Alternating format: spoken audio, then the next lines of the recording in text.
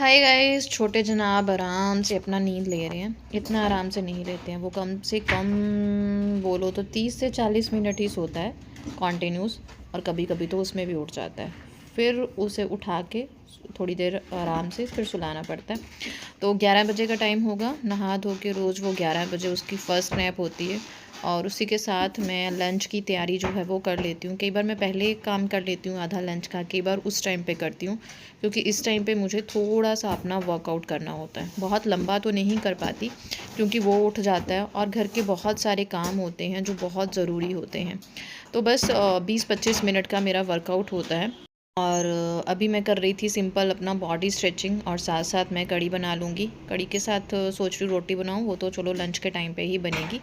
हरित्वी का आज last exam था, तो पता नहीं जब उसके एग्ज़ाम ख़त्म होंगे मेरा वर्कआउट मुझसे प्लान हो पाएगा कि नहीं। क्योंकि फिर ना बच्चों के साथ टाइम टेबल चीज़ें मैनेज करना अकेले बंदे के लिए डिफ़िकल्ट तो हो ही जाता है, हम जितना मर्ज़ी चीज़ों को मैनेज करके चलें। फिर ऐसा भी हो जाता है कि हम मम्मियाँ क्या करती हैं, या तो अपनी सेहत या अपना खाना पीना इस चीज़ को दाँव पे लगाती हैं। तो मुझे ना थोड़ा एक्सरसाइज को सेक्रीफाइस करना पड़ता है। बट सोचा है कि कंटिन्यू करूँगी, देखते हैं प्लान कितना सक्सेसफुल रहता है। हल्की फुल्की स्ट्रेचिंग कर रही हूँ, साथ साथ जो है वो कड़ी बनाऊँगी। अगर आप पूरा वर्कआउट नहीं भी कर सकते ना, तो सुबह शाम 10-10 मिनट अपनी बॉडी को स्ट्रेच ज़रूर करें। ये this is very important for us. इससे क्या होता है कि जो भी हमारी ब्लॉकेज होती है नसों में, स्पेशली जो सी सेक्शन वाली मम्मीज़ होती हैं ना, उनकी नसों में ब्लॉकेज बहुत ज़्यादा आती है, स्पेशली लेग ब्लॉकेज। किस किस की लेफ़्ट वाली लेग बहुत दुखती है सी सेक्शन के बाद, कमेंट करके ज़रूर बताइएगा। उनके लिए ये चीज़ें बहुत बेनिफिशियल होती हैं। सर्वाइकल पेन, ये वाली स्ट्रेचिंग जो है वो सर्वाइकल पेन में बहुत हेल्पफुल होती है। बहुत ज़्यादा नहीं करती हूँ, 10-10 जो है वो स्ट्रेचिंग कर लेती हूँ, और उसके बाद अपना सिंपल सा वर्कआउट जो होता है मेरा प्लान्ड होता है वो कर लेती हूँ। क्योंकि तबीयत में ऊंच नीच इतनी हो जाती है कि हमें इस तरह की चीज़ें अपने लाइफस्टाइल में ज़रूर लेके आनी ही चाहिए। सो के उठे हैं और उठते गंदर मचा दिया। और मैंने यहाँ कढ़ी को लगाया है अच्छे से तड़का, धनिया वगैरह डाल दिया। मम्मी पापा गए थे मार्केट, आ गए हैं, तो फटाफट से हम बनाएंगे खाना। और मैं बना रही हूँ साथ में मक्की की रोटी। ये जो जवार होती है ना, वो डाला है थोड़ा सा कनक का आटा डालूँगी और मक्की डालूँगी। बस जनाब उठ गए थे, उनको कटल वडल किया। मम्मी पापा भी मार्केट से आ गए थे, तो उनके पास थोड़ी देर के लिए छोड़ा। अपना डांसी वांसी करेगा, 15-20 मिनट उनके पास निकालेगा। उसमें टाइम पे मैं अपना काम जो है वो फटाफट से निकाल लेती हूँ। कई बार तो आधा पौन घंटा भी रुक जाता है, ऐसा नहीं है। कई बार तो उसी टाइम पे वापस आ जाता है मम्मा मम्मा करते हुए। तो मक्की की रोटी, मक्की में थोड़ा सा जवार का आटा मिक्स किया और थोड़ा सा 1 मुट्ठी कनक का आटा मिक्स किया, क्योंकि मक्की थोड़ी सी ऐसी वैसी है, वो जुड़ने में ना थोड़ा सा दिक्कत होती है, दैट्स वाई। और 2 तवे लगाए, मीनू का ढाबा खोल लिया, क्योंकि ऐसे ना फटाफट से बन जाती है। और टाइम भी हो गया था लंच का, तो मुझे था कि लेट हो जाएगा, क्योंकि फिर हरित्वी भी आने वाली है, उसको भी लेने नीचे जाना है। दैट्स वाई फटाफट से जो है वो मैंने रोटियां बनानी शुरू कर दी। और मैं ऐसे ही बनाते बनाते सोच रही थी एक टाइम पे कि एक टाइम था यार कनक की चपाती भी नहीं बनानी आती थी, और अब तो जो मर्जी करवा लो। Hi guys, welcome back to my channel. मेरे चैनल पे आपका बहुत बहुत स्वागत है। बताइए क्या हाल चाल है आपके, कैसे हैं। सुबह का टाइम है, नहा धो लिया है। ठंड लग रही है, पता नहीं लोगों को नहीं लगती, मुझे क्यों लगती है। और जब गर्मी आनी है ना, तो मेरा गर्मी से इतना बुरा हाल होना है कि मैंने ऐसे बोलना है कि बाबा जी कब ठंड आएगी, बाबा जी कब ठंड आएगी। मेरे से गर्मी बिल्कुल बर्दाश्त नहीं होती है। सर्दियों में तो ये कपड़े वपड़े डाल लेते हैं। तो सुबह का टाइम है, रिधे आज ना दोबारा सो गया था, तो बस उसी बीच फिर मैं नहा धो ली। और अभी वो गया है, मैं छोड़ के आई हूँ दादू के पास, क्योंकि मुझे नाश्ता बनाना है, दैट्स वाई। पहले नाश्ता बनाने से पहले ना मुझे ये पीछे सारा चीज़ें जो है वो सेट करनी है, क्योंकि फिर पूरा दिन ऐसे ही बिखरा रहता है। क्योंकि रिधे के साथ ना फिर मैं खेलने में बिज़ी हो जाती हूँ दोनों बच्चों के साथ। आप बताइए क्या चल रहा है लाइफ में। थैंक यू वेरी मच बहुत ज़्यादा प्यार देने के लिए, बहुत ज़्यादा प्यार देने के लिए। और ज़िंदगी में ऐसा ही है ना, हम एक दूसरे को सिर्फ ऐसे, आप मुझे देख पा रहे हो लेकिन मैं नहीं आपको देख पा रही, है ना। फिर भी एक दूसरे से एक कनेक्शन है। आप लोग मुझे सुजेस्ट करते हो, कल मुझे सुजेस्ट किया था, मैं सॉरी नाम भूल गई। उन्होंने बोला था कि आप ना एलुमिनियम के बर्तन अपने घर में से डिस्कार्ड कर दीजिए। तो मेरे घर में ना गिने चुने एलुमिनियम के बर्तन हैं, 1-2, वो भी बहुत कम यूज़ में आते हैं। चाय वाला बर्तन यूज़ में आता है, जो मैं चाय बनाती हूँ बस, वो इसलिए क्योंकि मुझे ना चाय बहुत ज़्यादा बॉयल करके एक दिन में एक बार पीऊँगी, लेकिन मुझे पंजाबी ਦੇ ਵਿੱਚ ਗੱਲ करिए ना, मैंने काढ़ काढ़ के रिन रिन के 10 मिनट वो बॉयल होगी, फिर मैं चाय पीती हूँ। तो अगर मैं स्टील में बनाऊँगी देन तो फिर स्टील का बर्तन साफ़ कौन करेगा। तो इस तरह से वो इसलिए मेरे घर पे है, बाकी जो हैं वो मैंने बच्चों के लिए तो मैं कोई यूज़ ही नहीं करती हूँ ऐसा कुछ। तो चलिए फटाफट से काम करते हैं, फिर मुझे नाश्ता बनाना है। और ये है मेरी मम्मा ने मुझे स्वेटर बुन के दिया है इस बार। प्यारा है ना, माँ के हाथ की चीज़ तो वैसे ही प्यारी होती है। तो मैं ये अपना स्टॉक निकाल लिया है गर्मियों का। सर्दियों का जो है वो स्टॉक सारा तो नहीं रखा, अभी थोड़ा रखा है हमने, और एक आध बारिश का वेट कर रही हूँ फिर निकालना ना पड़े। बच्चों का भी मैंने सारा नहीं रखा है। तो ये ना मुझे लूज़ हो गए थे क्योंकि मैं बहुत वीक हो गई हूँ, तो लूज़ हो गए थे मुझे कपड़े, तो वो मैंने टाइट करवाए हैं और मैं इनको सबको सेट करूँगी।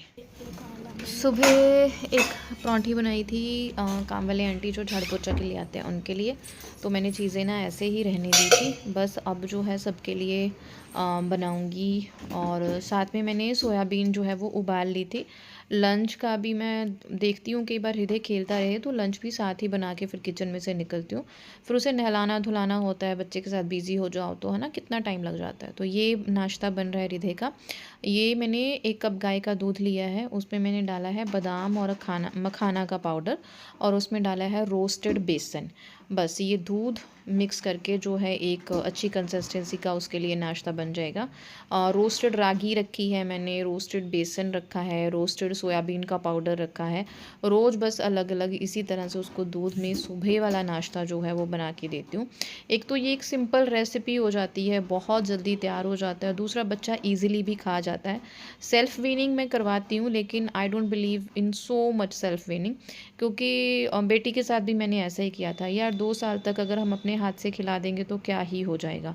मैं उन मम्मियों में बिलीव नहीं करती जो होती है कि छोटे होते ही बच्चे को चपाती दो कि वो खुद से खाए। मेरा बच्चा जब तक कटोरी भर के खाना नहीं खाता, मेरे को मतलब ऐसा नहीं होता कि इसने टम्मी भर लिया और शांति हो जाए।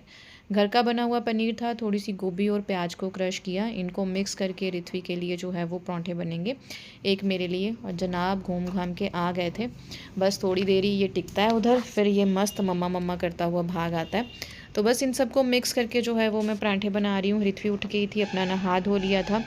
ऋत्वी की छुट्टियाँ जो हैं वो हो गई हैं, तो बस अब रोज़ यही सुनने को मिला कि मैं क्या करूं, मैं बोर हो गया हूं, मैं बोर हो गया हूं। क्योंकि ये वाली छुट्टियों में ना होमवर्क वगैरह कुछ भी काम नहीं मिलता, तो बच्चा पूरा दिन क्या ही करेगा। तो मैं परांठे इस तरह से बनाती हूँ, ये वाले एकदम से लंबी सी रोटी बेल के इस तरह से सामान रख के फिर रोटी को फोल्ड कर देना है, बस पानी वानी भी नहीं निकालती। गर्मियों में होता है ना परांठे बनाने, जिनको टफ़ लगते हैं वो इस तरीके से परांठा बना सकते हैं। जैसे आलू पतला हो गया है या आपको लगता है कि वो गोल वाले परांठे में मुझसे बिला नहीं जाएगा, फट रहा है, तो आप इस तरह से लंबी सी रोटी बना के इस तरह से फिलिंग रख के अच्छे से जो है वो मैंने बड़ा सा परांठा बना दिया। क्योंकि ऋत्विज ने सिर्फ एक ही खाना है। तो मम्मियाँ होती हैं ना कि अगर बच्चा बोले कि मैंने सिर्फ एक ही खाना है तो फिर हम एक ही इतना बड़ा बना के देंगे, तो वो वाला इस तरह से ईजिली परांठा बन जाता है। बस ऋत्वी को खाने के लिए नाश्ता दे दिया, उसके साथ ही रिधु अभी खेल रहा था, उसे भूख नहीं थी, और कभी मेरे आसपास कभी ऋत्वी के आसपास।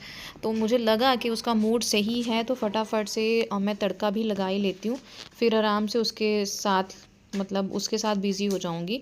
तो क्योंकि मेरा सामान जो है वो रेडी ही होता है, सोयाबीन उबली हुई थी, मैंने फटाफट से प्याज वगैरह को क्रश किया, प्याज अदरक लहसुन इकट्ठा क्रश किया, सरसों का तेल डाला कच्ची घनी का, उसमें हींग ज़ीरा डाल के प्याज अदरक लहसुन इकट्ठे भून लिया, और उसके बाद टमाटर डाल दिया। यही मेरी बेसिक रेसिपी है हर सब्ज़ी को बनाने की। बस कोई ताम झाम नहीं, कोई ज़्यादा मसाले नहीं, हल्दी जाएगी, गरम मसाला जाएगा घर का बना हुआ।